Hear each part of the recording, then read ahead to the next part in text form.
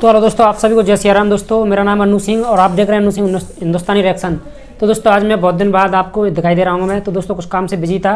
दोस्तों आज हमने एक वीडियो ली है शोएब भाई चौधरी के चैनल से, जो रियल एंटरटेनमेंट टीवी है, वहाँ से हमने लिया आबिद अली की। उन्होंने आबिद अली क्या कहा है आप इस वीडियो को जरूर सुने, क्योंकि आबिद अली का वीडियो है और हम उसे देखें ना तो ये हो ही नहीं सकता है। तो उन्होंने क्या कहा है सुने एक बार। बैठे हैं शोएब भाई, मैं अपने मेन स्ट्रीम मीडिया पे जो देख रहा था, मैं जो चीज़ें पॉइंट नोट कर रहा था वो मुझे बताने दीजिए। मैं उसमें पॉइंट ये नोट कर रहा था, देखिए अभी ये खबर चली कि इंडिया में मुसलमानों पे जुल्म हो रहा है, मुसलमानों को थानों में बंद किया जा रहा है। मैं अपने मेन स्ट्रीम मीडिया से आज फिर ये दोबारा पूछना चाहूंगा कि इंडियन नेवी ने जो 19 मुसलमानों की जान बचाई और पाकिस्तानी मुसलमानों की जान बचाई, आपने वो तो मेन स्ट्रीम मीडिया पे नहीं चलाया। आप हेट चीजें क्यों दिखाना चाहते हैं कि अब देखिए ना, उसकी तफसील में भी चाहिए ना कि वो क्या हो रहा है और क्यों हो रहा है। मैं फ्रीडम ऑफ स्पीच की बात करना चाहता हूं कि इंडियन को फ्रीडम स्पीच कितनी ज्यादा है, ये बताना चाह रहा हूं इंडियन मुसलमानों को कि आप किस तरह खुशहाल हैं उधर, ये भी बताना चाह। देखिए उन्हें जब थाने लेके जाया गया, हजारों लोग जो है ना थाने के बाहर उनकी हमायत में आगे खड़े हो गए। क्या पाकिस्तान में निकल सकते हैं हजारों लोग? इमरान खान को थाने में ले जाया जाए, उसके बाहर हजारों लोग खड़े हो सकते हैं? इमरान खान के घर बनी गाला में हजारों लोग इकट्ठे हो सकते हैं? नहीं हो सकते। तो मैं आपको देखिए उनका जो पाकिस्तान के मेन स्ट्रीम मीडिया में खान साहब का नाम लेने पे पाबंदी है। उनका जो मौलाना साहब का मेन मैसेज था ना, मैं उधर तक पहुंचा हूं।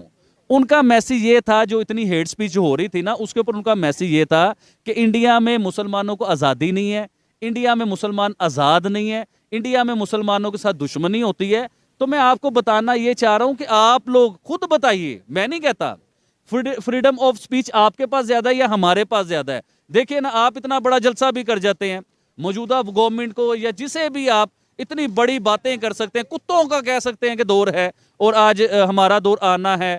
तो ये देखें, और आप थाने के बाहर इतने हजारों लोग इकट्ठे हो गए। हम नहीं हो सकते भाईजान, हम तो इधर नाम नहीं ले सकते, हम तो ये नहीं कह सकते कि हमने वोट इमरान खान को डालना, हम तो ये नहीं इधर कह सकते भाईजान। मेरा इधर एक और सवाल ये है कि वहाँ पे जो मुसलमानों की मिनॉरिटी है, ये पूरी दुनिया में ये बताया जाता है कि भाई हिंदुस्तान में मिनॉरिटी मुसलमानों की है। ऐसा इसी तरीके से पाकिस्तान में हिंदुओं की मिनॉरिटी है। क्या हिंदू इतना बड़ा जलसा यहाँ पे करके और हिंदू और क्रिश्चियन मिल के ये कहें कि भाई आज यहाँ कुत्तों का दौर है, एक दिन हमारा दौर भी आएगा, क्या ये बात कर सकते हैं? एक तो ये सवाल। और अगर कोई कर भी देता है तो क्या उसके लिए इतनी बड़ी तादाद में थाने के बाहर, पुलिस स्टेशन के बाहर क्या हिंदू क्रिश्चियन इकट्ठे हो सकते हैं? फ्रीडम ऑफ स्पीच दोनों साइड पे अगर थोड़ा कंपैरिजन करेंगे, और ये मेरा भी ये ख्वाहिश है कि ये वीडियो तमाम इंडिया के मुसलमानों तक जानी चाहिए, और उसका मकसद ये है कि भाई ये बताया जाए कि दोनों साइड पे किस तरीके से मजहब के नाम से अगर ये चीजें हो रही हैं। देखिए शोएब भाई, मैं पूछना ये चाहूंगा, जो मौलाना साहब ने इतना बड़ा जलसा किया और इतने बड़े बड़े दावे किए इन्होंने, मेरे ख्याल से इन्हें उधर अपने मुसलमानों का नाम रोशन करना चाहिए था, पूरी दुनिया में मुसलमानों की आवाज बनना चाहिए था। किस चीज को लेके कि इन्हें कहना चाहिए था कि हमें अपने मुसलमानों के बच्चों को आईटी में ऊपर लेके जाना है, हमने अपने बच्चों को पढ़ाना है, हमने अपने बच्चों को जो है ना कुछ बनाना है, टेक्नोलॉजी हमने लेके आनी है, हमने मुसलमानों को इतना काबिल बनाना है कि बड़े बड़े हॉस्पिटल बनाए जाएं, बड़ी बड़ी यूनिवर्सिटियां और मजीद बनाई जाएं, बड़े बड़े कॉलेजेस बनाए जाएं। पूरी दुनिया में आप इस तरह मुसलमानों का नाम रोशन कर। अभी देखिए ना सर, 1965 में इंडिया और पाकिस्तान की अमेरिका ने जंग करवाई। आपको अंदाजा होना चाहिए कि अमेरिका कभी नहीं चाहता कि खित्ते में अमन आए, इस खित्ते में अमन आए। वो देखिए, अब इधर पाकिस्तान में आपने कहा कि हिंदू या क्रिश्चियन इतने बड़े लेवल पे इकट्ठे होके पाकिस्तान को ऐसे लफ्ज नहीं बोल सकते जो इंडिया में खड़े होके इंडियन के लिए और इंडिया के लिए इतने बड़े लफ्ज बोल रहे हैं। कुत्तों का दौर है, मुसलमान ये बात कर रहे हैं, और हमारा दौर आना है, और अभी एक और जंग बाकी है, एक और मैदान लगना है। तो सर आप प्लीज ऐसी बातें ना कीजिए। देखिए हम पाकिस्तान में खड़े होके ना, हम लोग ये बात नहीं कर सकते। भाई एक सवाल ये है, इस टाइम पे मौका किसके पास, चांस किसके पास ज्यादा है, इंडिया के मुसलमानों के पास या पाकिस्तान के मुसलमानों के पास, कि वो डेवलपमेंट की तरफ जाएं, कि वो क्या नाम लेते हैं पूरी दुनिया में, अगर लेट्स सपोज कोई वाकई में खिदमत करना चाहता है मजहब की, इस्लाम की, तो इमेज बेहतर कर पाए, किसके पास ज्यादा मौका है कि वो बेहतर से बेहतरीन तरीके से जो है वो एक इमेज बेहतर कर सकते? देखिए शोएब भाई, आपने बहुत प्यारा सवाल पूछा। देखिए मैं सबसे पहले, हमारे पास ऐसा मौका नहीं है। सबसे बड़ी बात मैं आपको बताना चाहूँ, रीजन भी बताए ना, देखने वाले ये कहेंगे क्यों नहीं मौका। मैं बताता हूँ सर, इंडिया इस टाइम दुनिया की बड़ी इकोनॉमी है, 5वीं बड़ी इकोनॉमी है। आपके पास मौका है कि आप ऐसे मुल्क में रह रहे हो।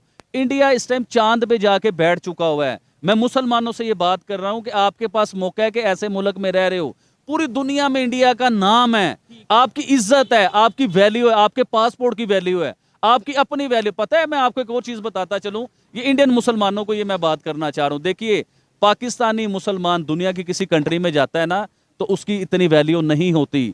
इंडियन मुसलमान की बहुत वैल्यू है। हमारे पासपोर्ट को वो इज्जत नहीं दी जाती जो आपके पासपोर्ट को इज्जत दी जाती है। तो मैं इंडियन मुसलमानों को ये बताना चाह रहा हूं कि आप एक बहुत अच्छी कंट्री में रह रहे हैं, क्योंकि आपकी कंट्री डेवलप हो रही है। दुनिया की 5वीं बड़ी इकोनॉमी आप लोग बन चुके हुए हैं, तो आपके पास मौका है। आपको अब मजीद ये चाहिए कि इंडिया, देखिए मैं पाकिस्तानी हूं ना, तो मैं अपने पाकिस्तान की बात करूंगा कि मैंने अपने पाकिस्तान को ऊपर कैसे लेके जाना है, मैंने पाकिस्तान में यूनिवर्सिटियां कैसे बनवानी है, मैंने पाकिस्तान को, चलो दुनिया की 5वीं बड़ी इकोनॉमी नहीं, दुनिया की बड़ी 5वीं 10वीं इकोनॉमी कैसे बनाना है, मेरी ख्वाहिश ये होगी। तो मैं इंडियन मुसलमानों को भी मैसेज देना चाहूंगा कि आपकी भी ख्वाहिश ये होनी चाहिए कि ना कि आप इस तरह बड़े बड़े बयान दें। आपको चाहिए कि अपने बच्चों को यूनिवर्सिटी, टेक्नोलॉजी, इन चीजों में आगे लेके जाएं। ये जो अमेरिका ने हमेशा मुसलमानों की और हिंदुओं की जंग करवाने की कोशिश की, इधर पाकिस्तान में शिया सुन्नी की लड़ाई करवाने की कोशिश की, क्योंकि देखिए मैं आपको बताता हूं, ये मैं नहीं कह रहा, ये दुनिया के बहुत बड़े लोग जो तरक्की याफ्ता लोग हैं वो कहते हैं कि एक मुल्क में अमन नहीं, या एक मुल्क बड़ी स्पीड से तरक्की नहीं कर सकता जब तक आपके खिते में अमन ना आए। अब मैं एग्जांपल, जी हाँ, मैं अब आपको एग्जांपल देना चाहूंगा। अभी आपको आइडिया होगा कि अभी एक ब्लास्ट हुआ है पाकिस्तान में, डेरा इस्माइल खान में एक ब्लास्ट हुआ है, उसमें बहुत से जो है ना लोगों की जान गई है। 10 सिक्योरिटी फोर्सेस के लोगों की जान जी गई है जान। अब ये डेरा इस्माइल खान से जो है ना, ये बहुत करीब है अफगानिस्तान। अफगानिस्तान, अब ये मैं आपसे ये सवाल करना चाहूँ, खिते में अमन की बात मैंने की थी, मैं आपसे ये सवाल करना चाहूंगा और चैलेंज है मेरा, ये लिख लीजिए आप, कि जब तक अफगानिस्तान में अमन नहीं आएगा, अफगानिस्तान में सुकून नहीं आएगा, अफगानिस्तान में टेररिज्म खत्म नहीं होगी, तो जब तक पाकिस्तान में भी अमन और सुकून नहीं आ सकता। इस चीज को आप लिख लीजिए, नोट कर लीजिए।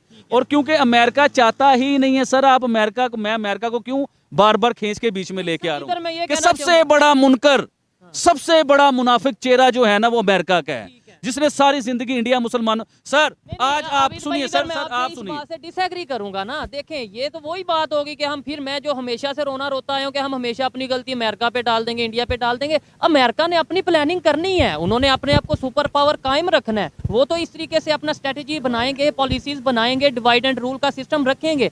समझना तो मुझे है, समझना आपको है, समझना हम लोगों को है। फिर अमेरिका है ना, हम लोगों को आज तक समझ नहीं आई ये बात। अभी आप देखिए, ये होती है बड़े लेवल की बातें, आप छोटे लेवल पे हैं, आम सिविलियन पे आए। जो देखिए, पाकिस्तान को ये बड़े लेवल के लोग नहीं चला रहे हैं, पाकिस्तान को ये आम सिविलियन चला रहे हैं, जो मेहनत करने वाले लोग हैं सर, जिनकी मेहनत से टैक्स आता है, जो पाकिस्तान ऊपर जाता है। आज किसी आम सिविलियन से पूछें, किसी से पूछें कि आप इंडिया से जंग चाहते हैं, आप हिंदू को बुरा समझते हैं, जंग नहीं चाहते, आप जंग चाहते हैं? नहीं, आप जंग चाहते नहीं हैं? या तरक्की चाहते हैं? आप चाहते हैं भाईजान पाकिस्तान की तरक्की हो या जंग? तरक्की हो, जंग नहीं होनी चाहिए, तरक्की होनी आप चाहते चाहिए। हैं ये चीजें? तो ये पाकिस्तान के मुसलमान है सर, ये कोई इंडिया या अच्छा, यूरोप के मुसलमान एक नहीं और है। चीज मैं यहाँ पे कहना चाहूंगा कि अगर यही बातें हमारी मेन स्ट्रीम मीडिया पे की जाएं, अगर यही बातें मैं कहता हूँ इंटरनेशनल प्लेटफॉर्म पे की जाएं, अगर यही बातें हमें बताई जाएं कि भाई कोई ये हिंदू मुस्लिम वाले कंसेप्ट से अब आगे निकलो, इंसानियत की बात करो, तो आप, अच्छा ये जो कुछ मौलाना हजरात हैं, मैं कहता हूँ कि कुछ लोग ऐसे हैं, मौलाना हजरात को भी छोड़े, कुछ लोग ऐसे हैं जो खुद बात करते हैं कि भाई जंग करेंगे हम जो उनसे वो काफिर। भाई ये मौलाना साहब की मैं हिस्ट्री है आपको बताता हूँ, क्योंकि मैं इनके ऊपर ना थोड़ा सर्च कर रहा था। कई मौलाना साहब ऐसे हैं जो हमें जन्नत के रास्ते दिखा रहे हैं, जो कहते हैं कि आपके बच्चे जन्नत में जाएंगे, आप जन्नत में जाएंगे, और शहीद हो तो आप जन्नत में जाओगे। और आपको पता है कि उनके बच्चे कहाँ जा रहे हैं? उनके बच्चे अमेरिका जा रहे हैं, उनके बच्चे यूरोप जा रहे हैं पढ़ने के लिए। मौलाना साहब की बातें बता रहा हूँ, जिनके पास 40-40 लाख रुपए की गाड़ी है मौलाना साहब के साथ। अच्छा मुझे ये बताएं कि आप दीनदार लोग हैं, आपका काम है दीन का काम करना, आपका काम है दीन के मैसेज देना, पीस की बात करना, क्योंकि हमारा मजहब जो है ना, हमारा मजहब वो प्रॉपर पीस के ऊपर बना हुआ है। अच्छा सुनिएगा, आपका काम है लोगों को पीस का मैसेज देना, अमन का मैसेज देना। ये आपका काम नहीं है कि नफरतें पैदा करना, और ये आपका काम नहीं करोड़ों रुपए इकट्ठे कर लेना। भाई आपका करोड़ों रुपए के साथ क्या काम है? आप तो दीनदार आदमी हो, आपका तो दीन के साथ काम है। पैसा आपके पास, लश्करी गाड़ियां कहां से आ गई? मुझे आप बता दीजिए ना। ये सवाल मैं पाकिस्तान में खड़ा होके और पूरी जिम्मेदारी से कर रहा हूं, क्योंकि मेरे पास चीजों के सबूत हैं कि कई ऐसे मस्जिदों के इमाम हैं जो करोड़ों पति हैं, जिनके पास 40-40 लाख रुपए वाली गाड़ियां भाई कहां से आ रही हैं? इधर फिर वही बात आ जाती है शोएब भाई, इंतशार की बातें शुरू हो जाएंगी। ये पैसा कहाँ से आ रहा है? मोहब्बत की बात मुझे ऐसा लगता है कि इंडिया पाकिस्तान की यानी कि हिंदू मुसलमान की ये लड़ाइयाँ करवा के पैसे इकट्ठे होते हैं। या देखें कई लोग ऐसे हैं जिनकी दुकानदारी है ये, जिनको पैसा मिलता है इस बेस पे कि वो लड़ाई करवाएं हिंदू मुसलमान की। पीस और अमन, देखें मैं एक और चीज बताता चलूं, इंडिया और पाकिस्तान ये दो मुल्क एक हो जाएं, हिंदू और मुसलमान ये एक हो जाएं, तो अमेरिका भी आपके कदमों में होगा। सर मैं लिख के देना चाहता हूं आपको। मतलब एक होने का मकसद ये रिलेशन बेहतर हो जाए, ट्रेड हो जाए, मिलके इकोनॉमी के ऊपर बात करें। ये सही कह रहे हैं या गलत कह रहे हैं आप? क्या मैंने अक्सर हम ये सुनने में आता है कि भाई अगर इंडिया मुसलमान। दोस्तों सभी भाइयों ने ये वीडियो देखा कि इसमें कुछ हिंदुस्तान के मौलाना ने कुछ बकरा हुआ कि यहाँ पर भारत में मुसलमान खतरे में है, बोले पाकिस्तान से हेल्प मांग रहा है। तो आबिद भाई ने उन्हें करारा जवाब दिया, ये तो आपने सुना ही था। उन्होंने कहा कि तुम तो यहाँ खिलाफ बोल रहे हो सरकार के खिलाफ, अगर हम इमरान खान के खिलाफ भी बोलेंगे तो लोग हमें गला काट देंगे यहाँ पर। और ये तो मुसलमान होकर भी हिंदुस्तान में जो चाहे बोल रहे हो, ये आपके लिए बहुत आज़ादी की बात है और तुम इसे गुलामी कहते हो। और जैसे अब पाकिस्तान में हिंदू रहते हैं, सिख रहते हैं, जो हैं सभी धर्म भाई, अगर वो विरोध करें इन मुसलमानों के खिलाफ तो क्या विरोध कर सकते हैं? अगर विरोध करें तो क्या वो जिंदे बच सकते हैं आपके यहाँ? तो ये पाकिस्तान के बारे में क्या सोचते हैं दोस्तों? जय हिंद, वंदे मातरम। मिलते हैं अगली वीडियो में।